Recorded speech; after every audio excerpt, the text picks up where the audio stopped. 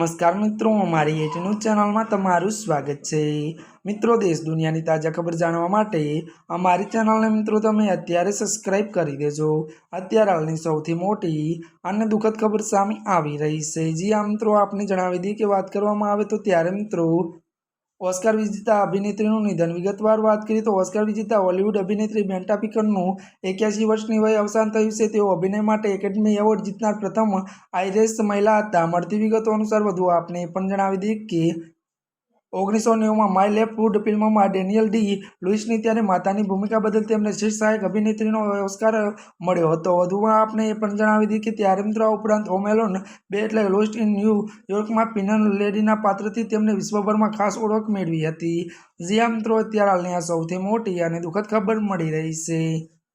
આજના માટે બસ આટલું જ। અમારી ચેનલમાં નવા હોય તો અમારી ચેનલને લાઇક, શેર અને સબસ્ક્રાઇબ કરી દેજો। ધન્યવાદ।